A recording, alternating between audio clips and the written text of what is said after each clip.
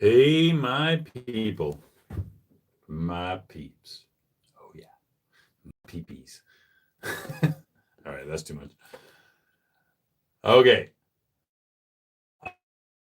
I'm live, and the reason it's Friday.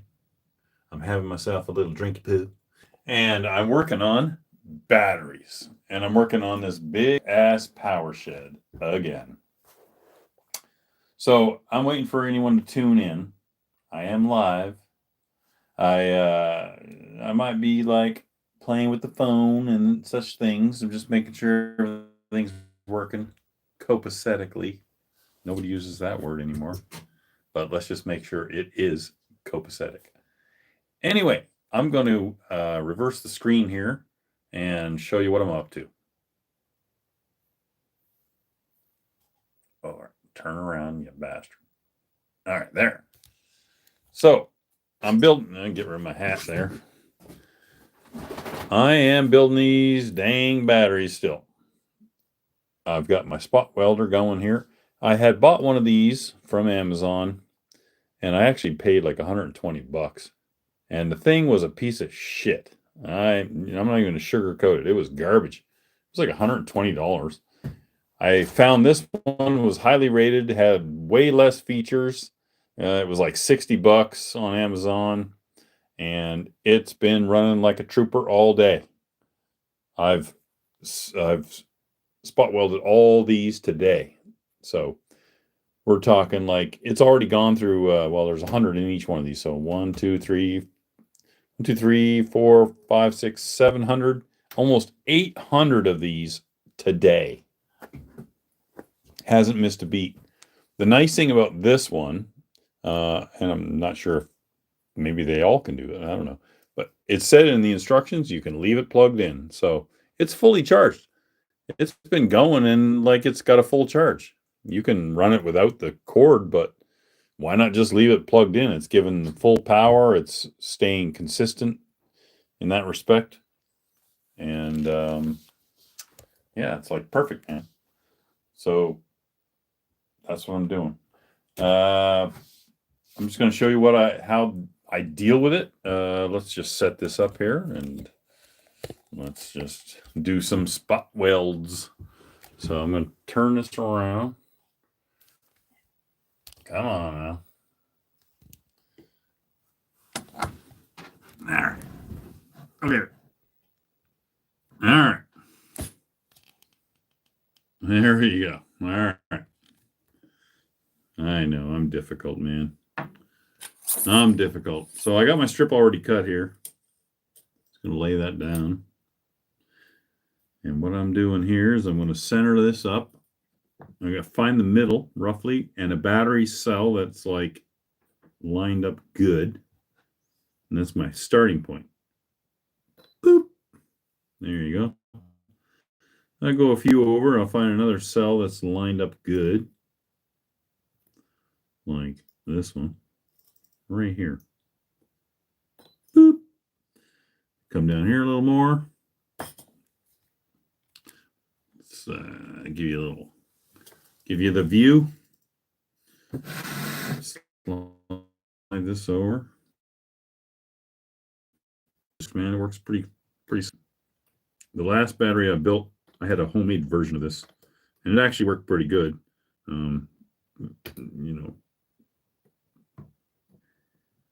90% as good as this one. The nice thing about this one is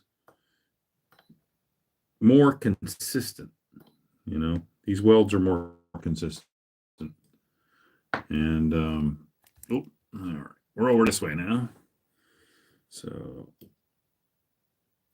the one thing I think I'm doing different here than most people would normally do is I'm not using the battery holders on the backside. Most people are buying a set amount of these battery holders, these plastic battery holders, and they put them on both sides of these packs. Well, they kind of add up, especially when you're building a pack this big. They're not like crazy expensive, but the thing about these packs is that Everything adds up. It nickels and dimes you to death, man. Like it's too much. Every little thing is like an extra bunch of work and an extra few dollars. This is why I will never make another battery pack from 18650s. Well, that's probably a lie. I'll make another battery pack, but it'll be a little battery pack. And I won't use used cells again. If I do build one, it'll be like an e-bike battery and it'll be brand new cells. I won't go through all this trouble with used batteries again. And not this quantity, thousands and thousands of batteries. No way. The lithium iron phosphate batteries, that's the way to go. You know, these things, it's too much work, too much time, too much money. It's not worth it. It's just cheaper to use the iron batteries. Lithium iron phosphate, bro. Okay, actually, I'm skipping a step here. Sorry, let's line me up here. I have to cut some more of these strips over here. Give you a little.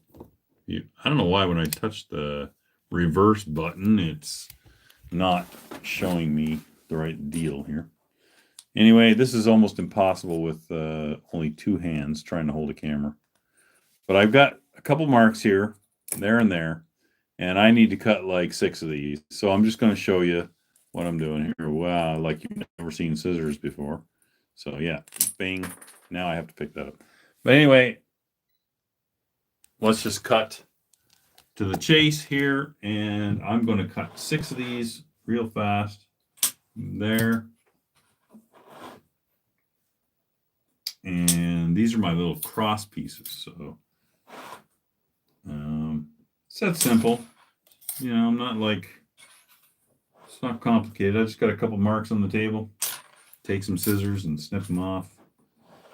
And go from there, right? You know, nothing complicated. But like I say, use only the battery holders on one side. It saved me quite a bit of money on these batteries. And so these little strips, so I cut long ones, 4 long ones that run the length of the battery, and then I cut these little guys to run across about 6 pieces. And that just helps to balance out the charging on these cells so they're not just running all down one line. And I just start at the back, skip 3, put one down, skip 3, and that's pretty much it. And show you how quickly that happens here. So I just line that up. At the ends, in between, I only do 2 spot welds, but at the ends, because there's some pressure on them from cords and stuff, I do 4 spot welds. So we're going to put 4 down here. I realize you can't see what I'm doing. Not that you're all that interested in it, but this is what I am doing. So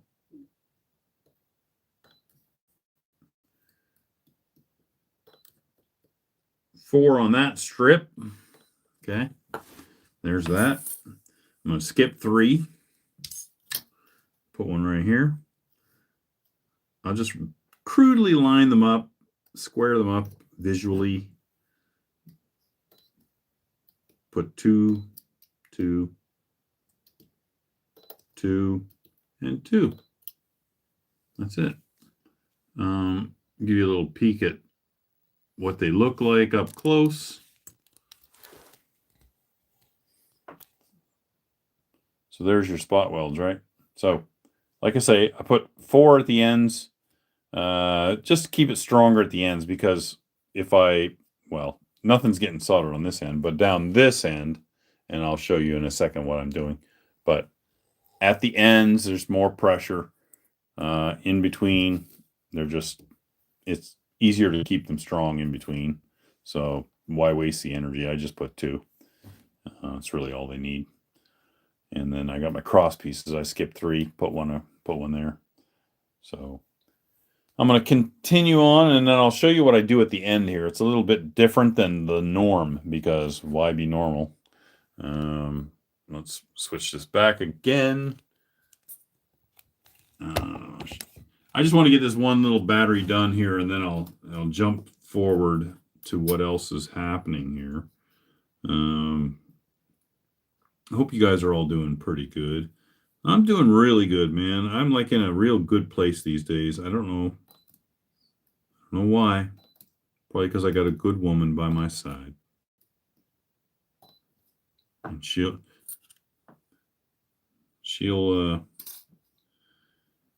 probably have something to say about that, because she knows I'm just playing her. Or she'll think I'm playing her. But deep down, she knows I love her. And it would be nothing without my old lady. So yeah, this is this is pretty easy, and I'm pretty impressed with this cheap ass spot welder. Like, it's pretty dang impressive so far. It's done how many? 2 times 800 already. Spot welds just this afternoon. I've read a few reviews on it that weren't that impressive, and I read several thousand that were people saying, you know what, it's pretty good. I'm going to have to side with the people who say it was pretty good. This spot welder is holding up.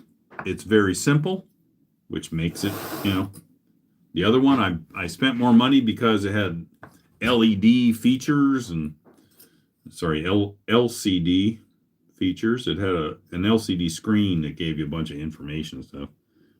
And you know what? It sucked. It didn't weld as good. I don't give a shit about the features, man. The thing got a weld. All this thing has is a few lights. I'm not going to go into it. It's a Kerpoo, whatever the hell that is. It comes from China. It is what it is. It's probably made by like 4 different companies with 18 different names. It's all the same unit. It's one of those things from Amazon. And, here it is. It's got a few little lights that tell you things. These are the power lights. I got it at like 7 or maybe 8. I don't know. Anyway, the way it works is funny, because this is 1, 2, 3, 4, 5, 6, 7, 8, 9, 10, 11, 12. Or maybe, I don't know, maybe it's back to 1.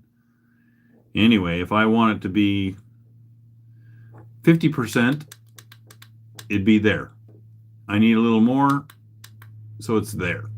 That's actually like a little more than all the red lights. So it's like it goes down and then it goes back up. Anyway, this is the setting I'm on. The blues are the battery power, fully charged. It's not even blinking, so it's not charging. If the nice thing about this unit is you can leave it plugged in, so it's charging faster than you're pulling the power out, which is nice. And the yellow light right there means it's on automatic, so it has like an automatic timer. So it gives it, a few milliseconds after you touch, and then it spot welds.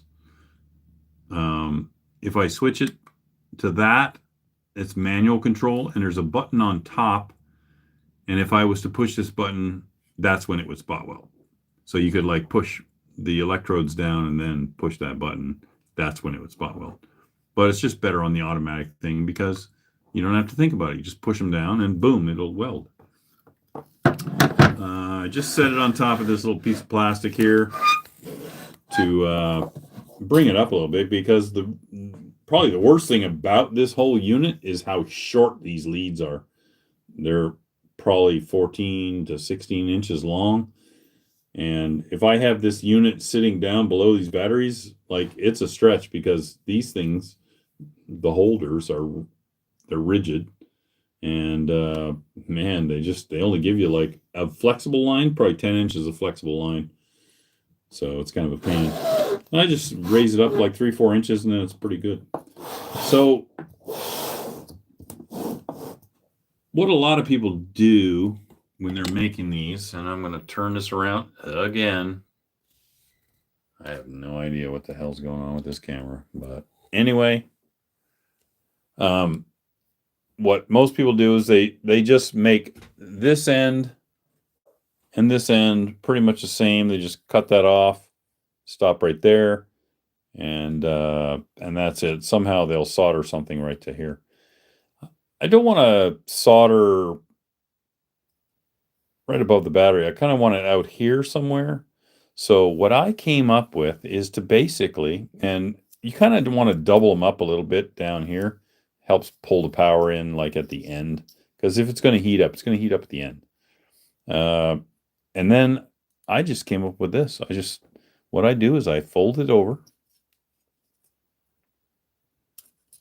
That right there. Trim it a little bit. This is awkward. Sorry. Put that like that. So it's there. Same thing on this one. I just fold it. I do a 45 bend. I'm going to slice my fingers open. But you know what? That's entertainment. Whatever gets the clicks, man. Even if it's blood. My blood. Squish these down. Like that. Oh my God. Okay, I'm taking this out of this thing. Hold on. Hold on. This damn gimbal. I hate gimbals. Man. They work nice when they work. I'm just going to hold this camera. It's way easier. So, I just squish this down. Mash this a little bit. Okay. I know. Looks a mess. But wait. Just wait. Trim that off. Okay. Now I'm going to flex these a little bit to get them just square. Bring that one in. All right. Bring the old spotty boy over. This is really tricky with one hand.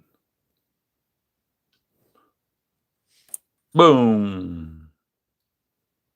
Boom. Now I'm going to bring this one up. All right.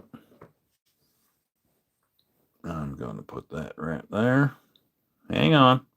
This is so hard. It's like I'm literally trying to do like chopsticks with my left hand. You know, I'm not even that good with chopsticks, but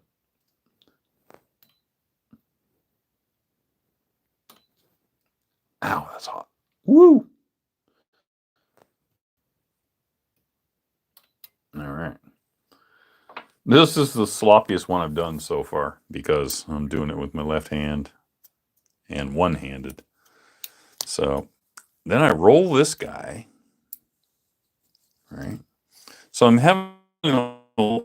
I'm putting a lot of metal right here. I got like 4 layers right at the end. So that's giving me a lot of beef to solder to. Hold on. Drop my tools. Oh. All right. So I'm just going to mash this down just to get that nice edge. All right. Now I'm going to line this up a little bit better because I was doing a better job on previous batteries. You know, working with your left hand and only one hand is no excuse for poor quality. Actually, it is. That's the excuse I'm going with.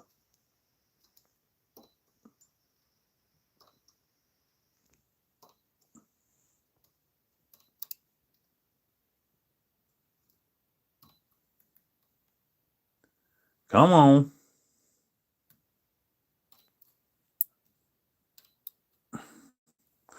There. And that's it.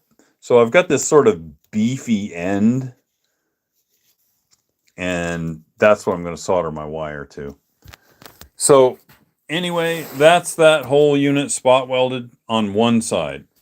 The positive side, this particular battery right here and the one under here, I've already put my lead solder on. It's not lead, leadless solder. And then I'll be putting my bus bar and fuses on the positive end. But the negative end gets just nickel strips, so that's fast. This side, not so fast. It's going to take like 4 times as long. But I'm getting there.